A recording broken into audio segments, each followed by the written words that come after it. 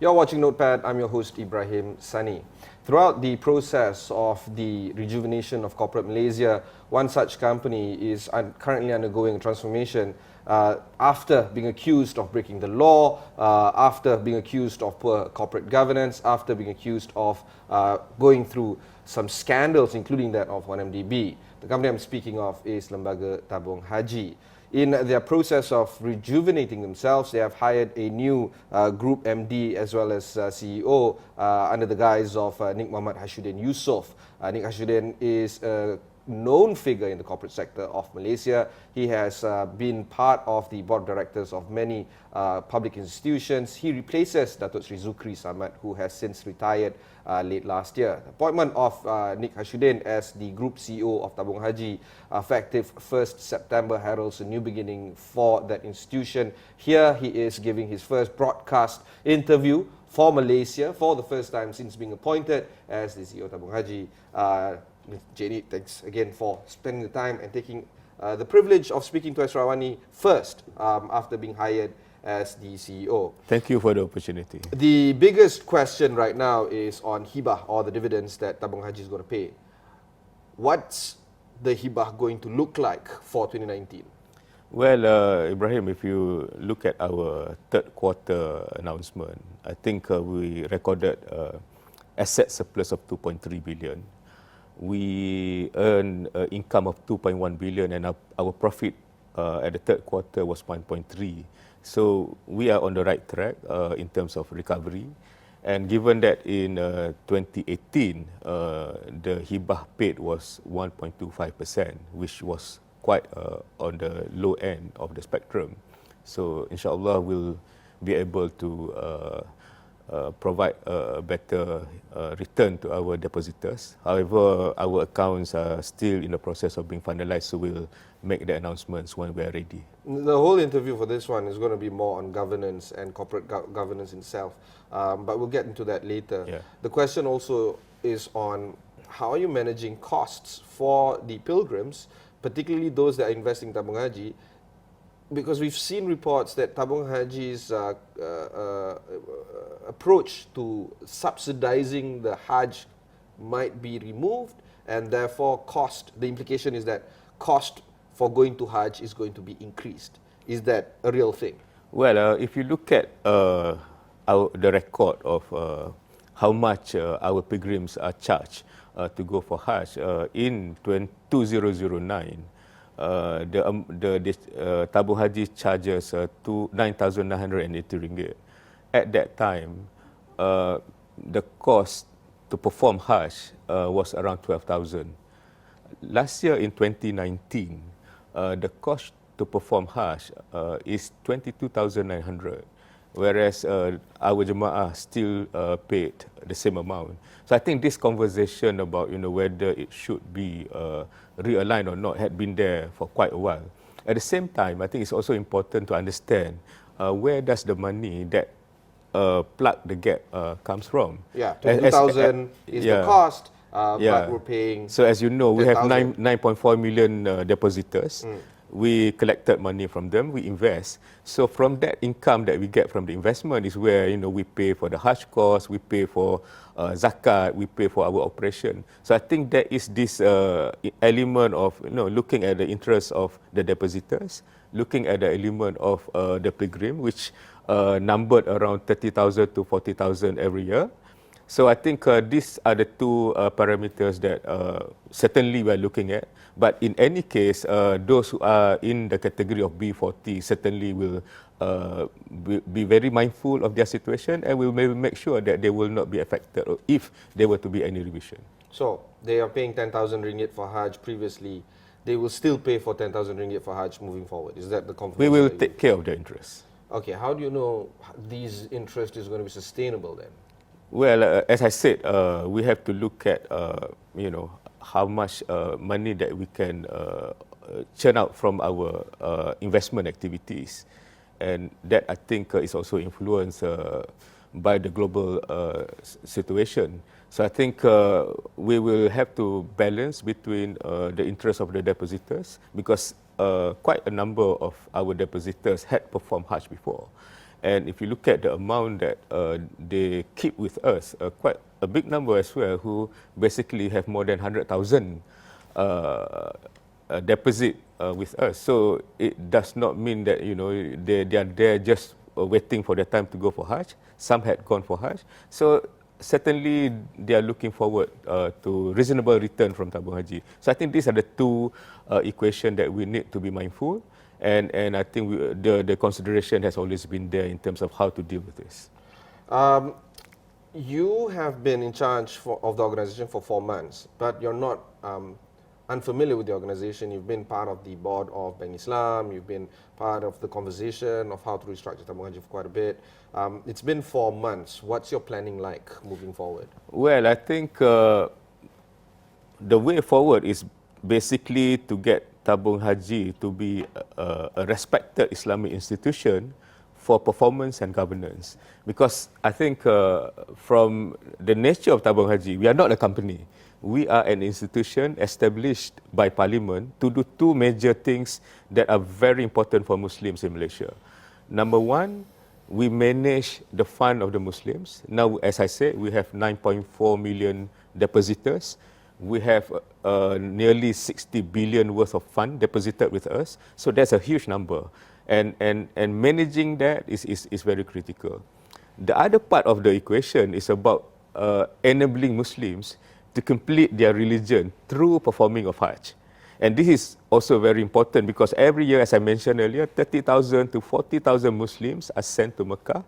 And managing Hajj operation is around a year kind of a operation. It's not just about that a month where people go, but it's about planning and because it involves making sure that they are at the right time, at the right place during the Hajj period, and all their benefits and interests, including accommodation, food and everything, are well taken care of. So these are the 2 parts that I think is unique for Tabung Haji, because if you look at other institutions in Malaysia, most of them are only dealing with asset management, fund management, whereas we have that obligation and the amount of money that we are managing is huge.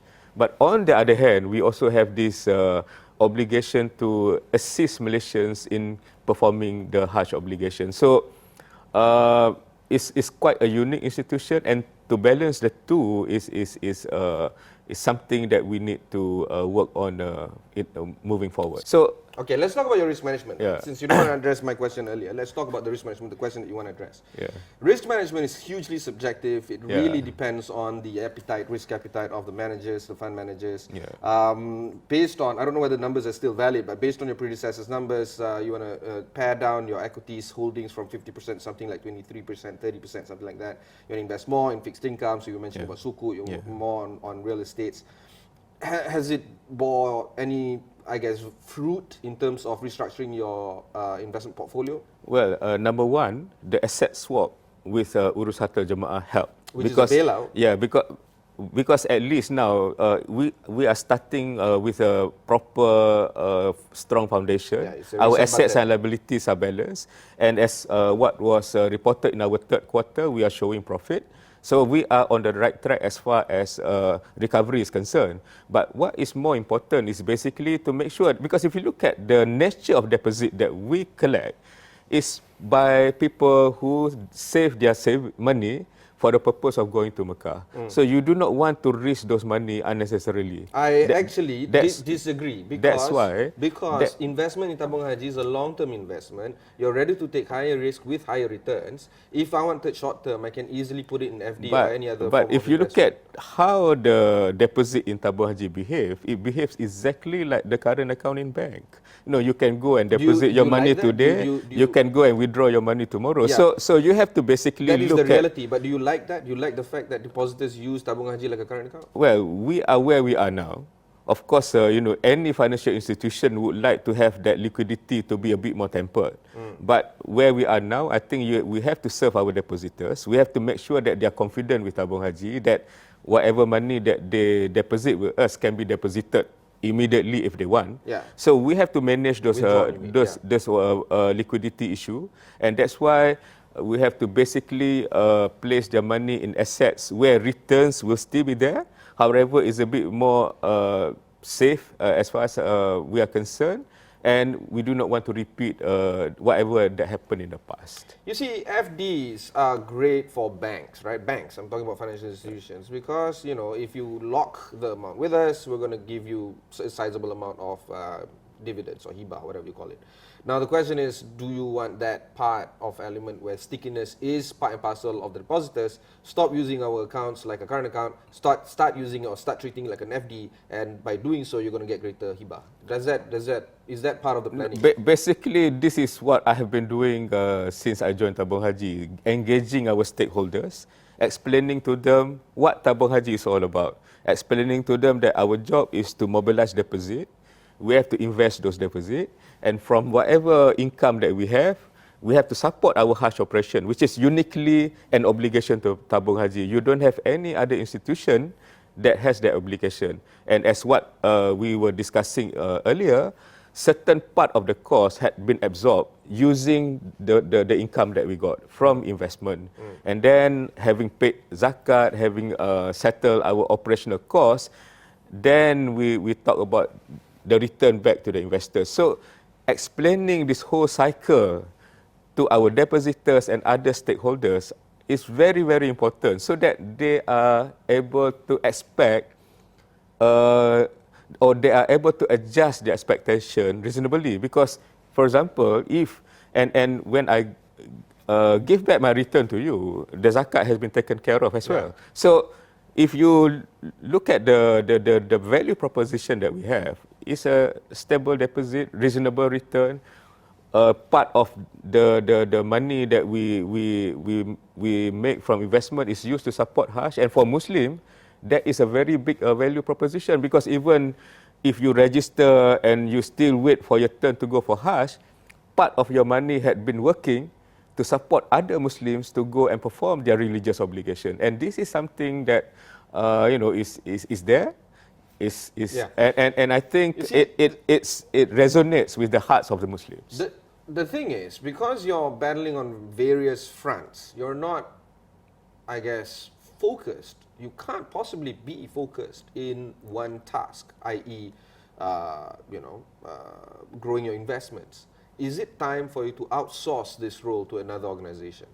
Well, I think if you look at the way Tabung Haji is structured and the way where certain amount of income flows back to support the Hajj operation, I think it's very challenging for you to decouple the two parts.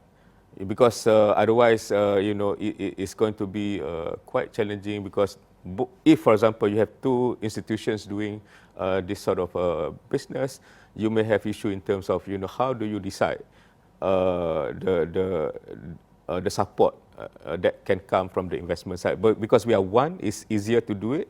However, we mobilized 70 billion worth of asset, and bulk of that is invested through our investment, and I think this is significant to the economy. As you mentioned earlier, we have Bank Islam, we have Takaful, which are among the performing Islamic financial institutions in the market, and we will continue to support them.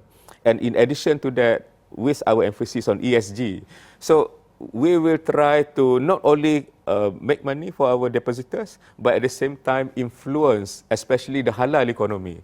So with 70 billion in our hand and with another 60 billion mobilized by Bank Islam, it is a force that needs to be reckoned with by our economy. So these are areas that we are looking at. Bank Islam is looking at coming up with some blueprint in terms of halal economy, how we can support the supply chain, especially for SMEs. Structure-wise, Bank Islam is going through quite a sizable movement moving forward. They are collapsing BIMB holdings into Bank Islam Berhad as a listed entity. Takaful is also going to be affected by this. Of course, plenty of things happening there. I still want to stick on Tabung Haji per se, but we'll have to take a short break. When we come back, we'll discuss the new CEO's sixth thrust of transformation of the organization.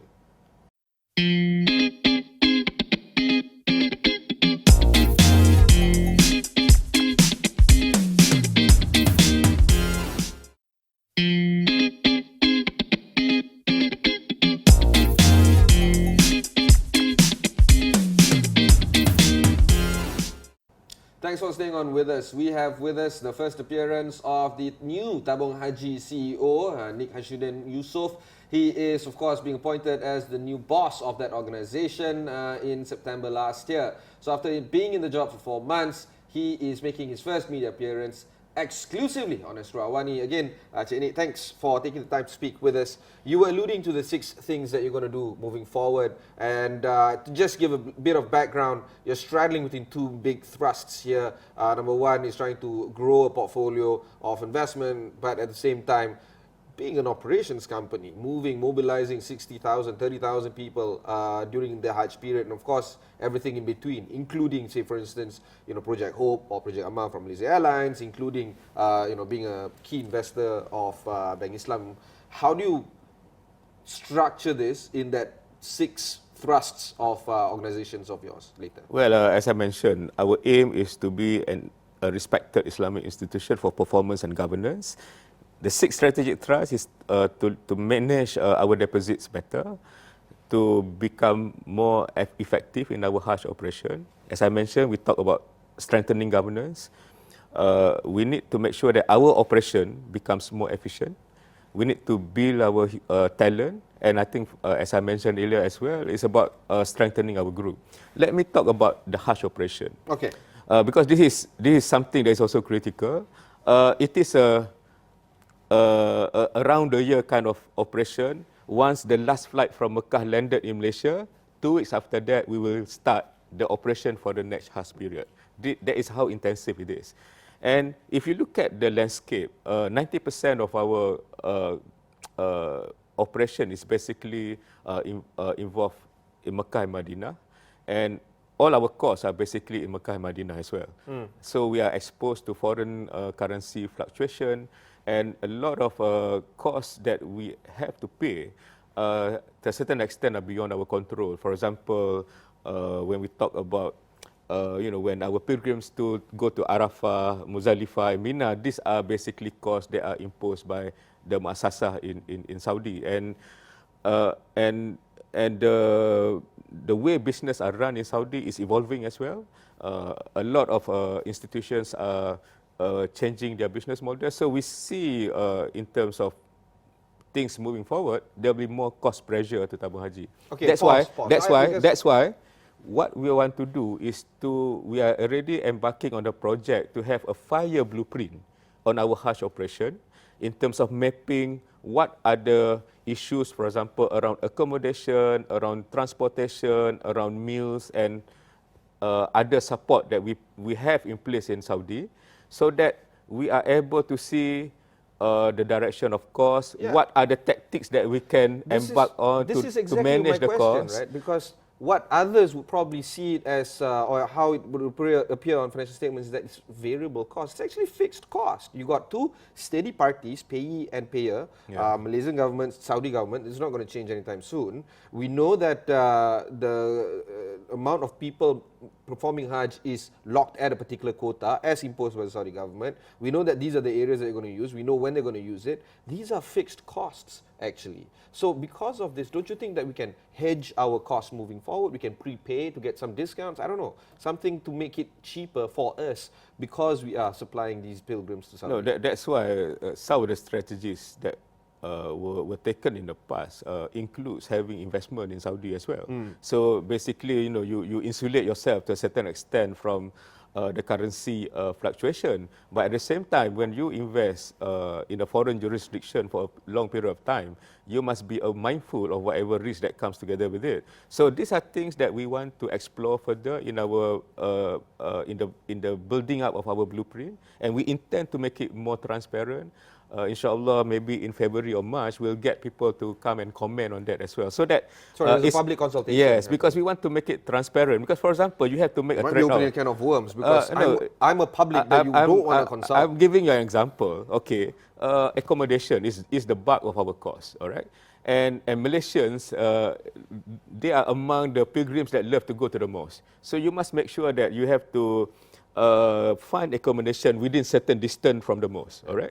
But, for example, if the pressure is very high in the future, in the sense that we need to become more economic in terms of our Hajj activity, then perhaps you have to consider to move them further away. It may require them to take buses to the mosque. So these are things that we want to talk more about, so that people understand that that there are trade-offs that you need to make if you want to maintain a certain amount of cost, so that it doesn't burden not just the pilgrim but also Tabung Haji. But if people are willing to basically to go for something that is more that requires them to walk further or to take buses in order to become more economical, and they say it's fine and okay for them, then we will also consider their views. So it is something that we have to work together, because Tabung Haji, as I mentioned, is an institution that belongs to 9.4 million Muslims. We can't just be making decisions without taking their views on board. You see, the biggest enemy that you have to battle right now is diabetes type 2, high blood pressure. I mean, these are common, non-communicable diseases that's inflicted upon pilgrims. They go at a time when they're not that tip-top in terms of health. Are you factoring that in? Well, I think if you talk about the requirement for a Muslim to go to Hajj, you must be able to meet a few requirements in terms of your financial strength, and health is also part of it. So these are things that we are communicating with Malaysia in terms of that you need to be healthy to go to Mecca. We are also improving our screening process. So this is something that keeps evolving. And I think, as I mentioned to you, what Tabung Haji needs to do now is to communicate more about who we are, what do we do, and how we need to interact with the public, so that whatever decisions that we make takes into account their consideration, as well they also understand the constraints and the challenges that we have in serving them financially as well as spiritually. Okay, my next question is going to be a bit tricky for you, because on top of the operations of Tabung Haji, you also kind of have the ability to dictate the country's biggest Islamic financial institution. It was big news, at least for me at least, when Bank Islam announced the restructuring of their listing entity, and they want to collapse BIMB Holdings. They want to list that entity itself, the bank itself. This has been seen before. RHB did this before, and to great effect, because now you can assay the assets and liabilities of the bank because they've been listed. How much say does Tabung Haji have in terms of the way Bank Islam is conducting its business? Well, I think we are definitely the shareholders of Bank Islam. That's a fact. My question is, how do you influence the organization? Do you have the say to influence? Well, if you understand the governance expectations of Bank Negara, you have limited representation on the board. So the board is majority run by independent directors. So the way we protect our interests is basically to ensure that whoever that are appointed as independent directors are capable and able to make decisions that are in the best interest of the bank. This project had been ongoing for quite a while. When I became the director of Bank Islam, maybe 3 years ago, it was already something that had been talked about for a number of years. So inshallah, I think now, based on the announcement, I think we should be able to see the conclusion of this. And you will have a true blue Islamic bank being listed, which is something that I think is good for the market. Let's also conclude our conversation when we talk about governance. Tabung Haji, because of the supposedly clear structure, because there's a minister which is working out of the Prime Minister's department, there's the chairman, there's corporate governance involved and all this. How are you going to make sure that everything is in place and everything is in order to a point where you can actually make decisions independently, but with oversight? You can make decisions that are cross-checked by one another to make sure that the dark years of 2016, 2017 don't repeat itself moving forward. Well, I think similar to corporate structures, any institution can only be great in corporate governance if you have strong board, good management, and system and processes that make sure the check and balances are working. So alhamdulillah, I think if you look at our board member now, most of them are professional. Of course, we do have representatives from government because of their ex-official position. And our job is basically to formulate strategies, to recommend initiatives that are good and sound, because we have to operate within the framework of the Tabung Haji Act. Certain decision has to be made by minister. But if we provide him with good ideas, good suggestions, good policy recommendation, as what I have experienced in the past 4 or 5 months, the minister will concur with us. So I think if you need good governance, you need to have good and capable people to be in the right position. And these people have to demonstrate their professionalism. You have to really come up with